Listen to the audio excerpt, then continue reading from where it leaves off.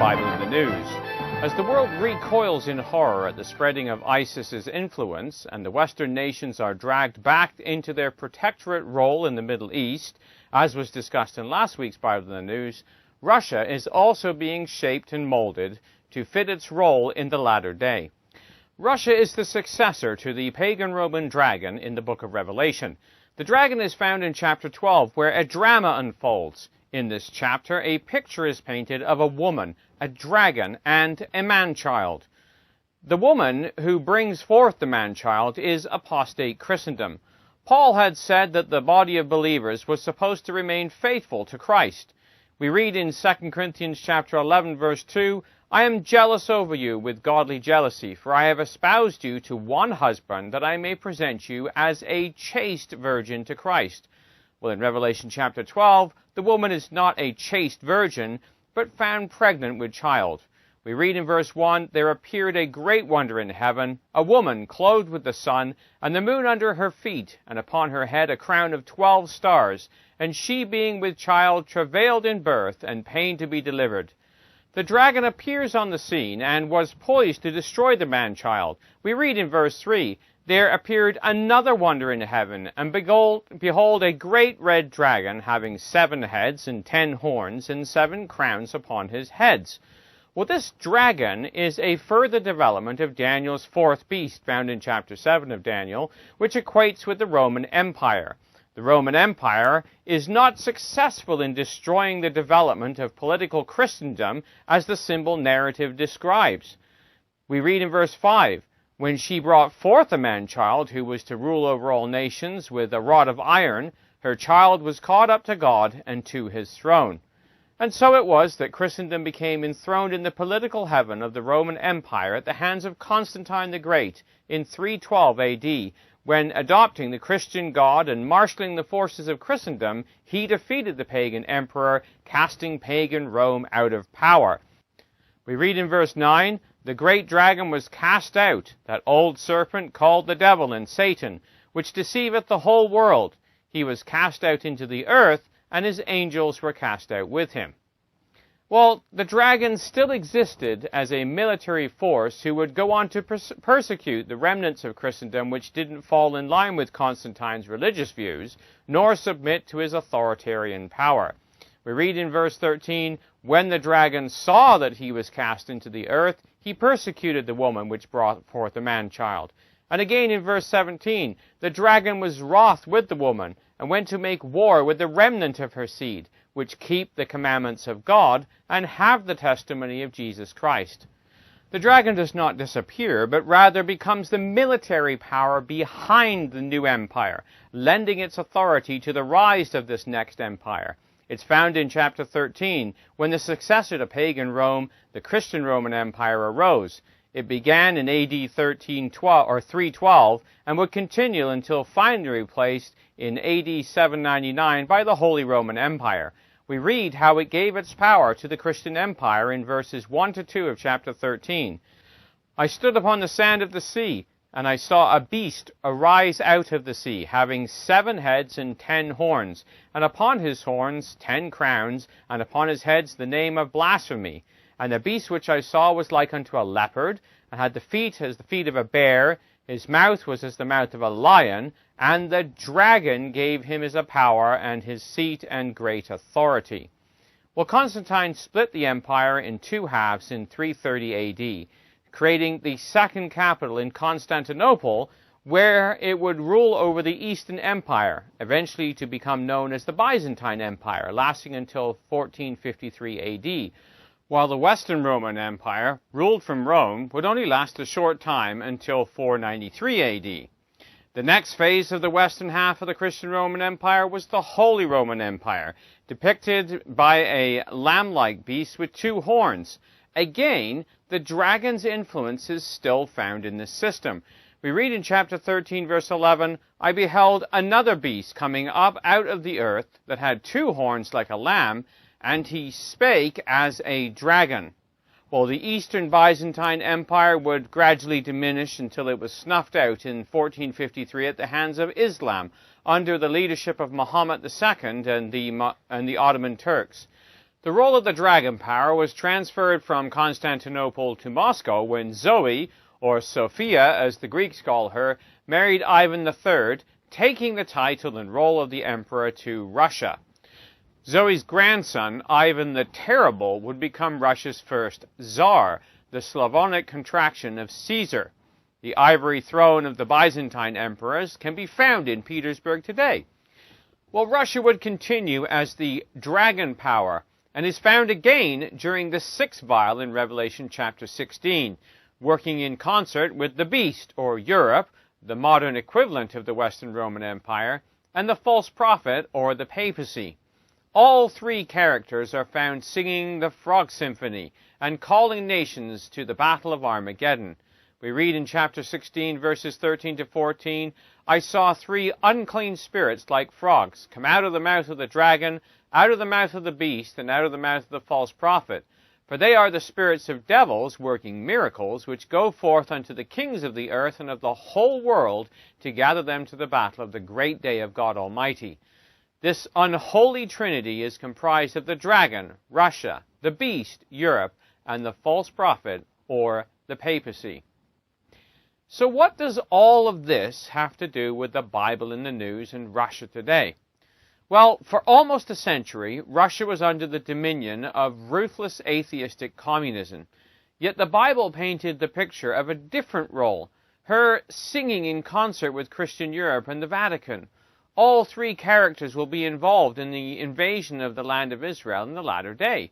We read in Ezekiel chapter 38, verses 2 to 3 from the American Standard Version, Son of man, set thy face toward Gog, of the land of Magog, the prince of Rosh, Meshech, and Tubal, and prophesy against him, and say, Thus saith the Lord Yahweh, Behold, I am against thee, O Gog, prince of Rosh, Meshech, and Tubal. Well, this is the Russian host, or Rosh as he's called, under the leadership of Gog. He has with him Magog, which is the area of Central Europe, Meshech, or Moscow, and Tubal, or Tobolsk, Siberian area. With them is Iran, Ethiopia, and the European nations called Gomer. We read in verses 5 to 6, Persia, Ethiopia, Libya with them, all of them with shield and helmet. Gomer and all his bands, the house of Togarmah of the north quarters and all his bands, and many people with thee.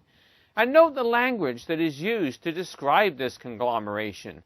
In Ezekiel 38 and verse 7, we read, Be thou prepared, and prepare for thyself, thou and all thy company that are assembled unto thee, and be thou a guard unto them. Well, the word assembled is the Hebrew word kahal, and is defined by Strong's to mean an assembly for religious reasons. The Septuagint uses the Greek word synagogue. Combine this with the description of the goal of this confederacy. They want the mountain, the holy mountain of Zion. We read in Daniel 11, verse 45, a parallel account. He shall plant the tabernacles of his palace between the seas in the glorious holy mountain. Yet he shall come to his end, and none shall help him. Their boast is partly the reason for God's response. We read what they say in Ezekiel 36 and verse 2. Thus saith the Lord Yahweh, because the enemy hath said against you, that's Israel, Aha, even the ancient high places are ours in possession, that certain judgments would come upon them. They want the ancient high places in the land of Israel, what we would call the holy places today. Well, Bible students put these pieces together and determined that the Russian host of the latter days would have to be a religious one.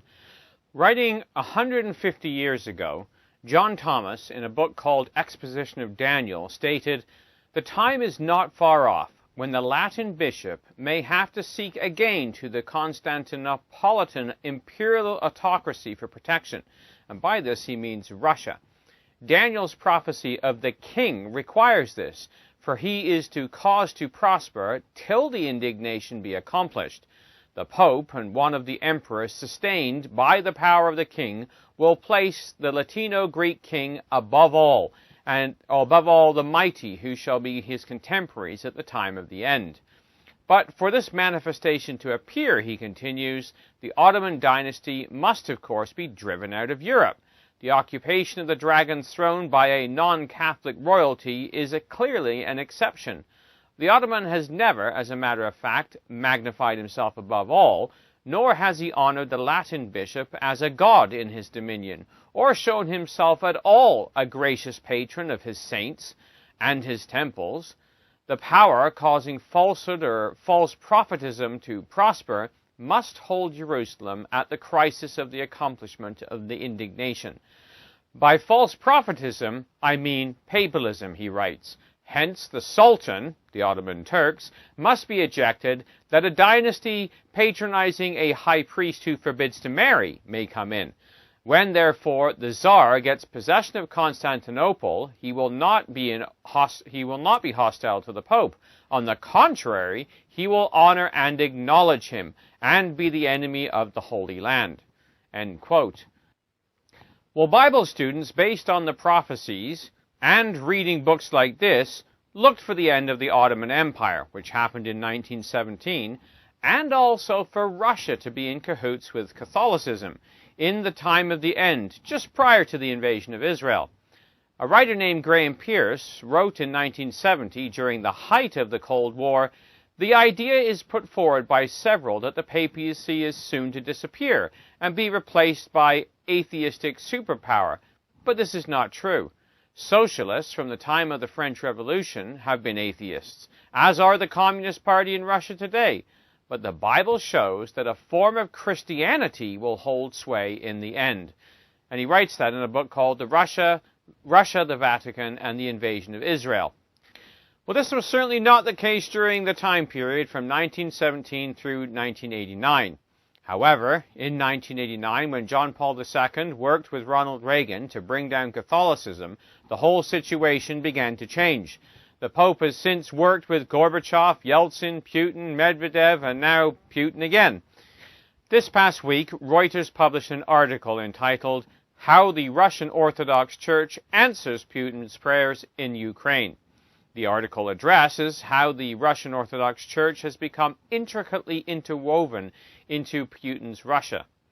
The role of the Russian Orthodox Patriarch Kirill's resurgent church played in the release of the monitors who were from the OSCE sheds light on how close cooperation between state and church in Russia is now playing out in Ukraine, the article stated.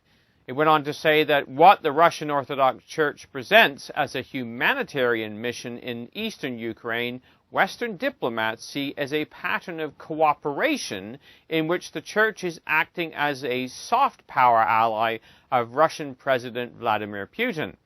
The article went on to state, Russia does not fully control the rebels, but it does exercise influence over them, said a Western diplomat in Moscow closely following the crisis. The Church is put in between the two to blur that link and avoid having any direct lines between them. A European diplomat in eastern Ukraine said that the Russian Orthodox Church has acted as Moscow's front organization. End quote. Well, the Russian government and the Orthodox Church have never been as close since the Russian Revolution.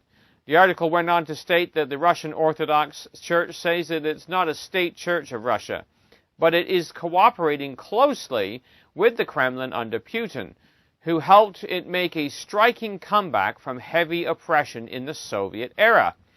The Russian Orthodox Church in Cyril, who once famously likened Putin's long rule to a miracle of God, are active in promoting Russia's culture abroad and strengthening ties with compatriots around the world, helping the Kremlin boost its leverage on a global scale. Putin and Cyril share a vision of a Russian world based on common ideological values, a belief driving their mutually beneficial cooperation, a crusade against a common threat they see in the West. End quote. Not only this, but the Russian Orthodox Church has been growing at a significant rate, as the article states. With about 200 million members worldwide, the Russian Orthodox Church is now the second largest single church in Christianity after Roman Catholicism. its ties to the Russian government have been growing.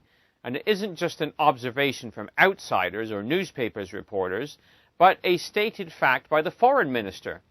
The article states the Russian Orthodox Church's Department of External Church Relations has a working group with Russia's foreign ministry that meets regularly for what Foreign Minister Sergei Lavrov has called active and constructive cooperation. The article states that the relationship is symbiotic, benefiting both sides. It states that under Putin, the Russian Orthodox Church gets support from the state and powerful oligarchs allied to the Kremlin, while Moscow benefits from its public blessing. A recent poll shows 75% of Russians approve of the Russian Orthodox Church, and more than half value its close ties with the state. The article reflects how Putin sees the benefit of a strong, united church to a strong Russian influence on the world stage. It says at the 2007 Moscow ceremony marking the reunification, Putin called the merger an event of truly nationwide historic importance and great moral significance.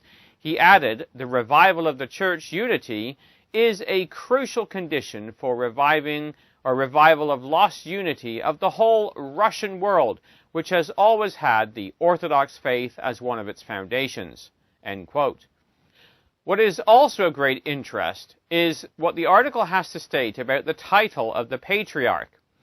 In commenting on Russia's recent annexation of Crimea and the crisis in Ukraine, it stated the following.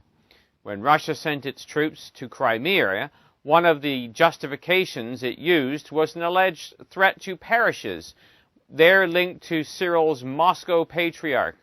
Cyril's full title is Patriarch of Moscow and of all Rus, a reference to the medieval state in Kiev, to which modern Russia traces its roots. Well, the use of the title Rus takes us right back to Ezekiel 38, where Gog is the prince of Rosh, or Rus, Meshech, and Tubal. Rus is the ancient and original name of the region, especially around Kiev, where it was first Christianized. So, right in the news today, we see the preparation of Russia, or Rosh, to take on the role the Scriptures have indicated so many years before. Bible students have looked for in anticipation.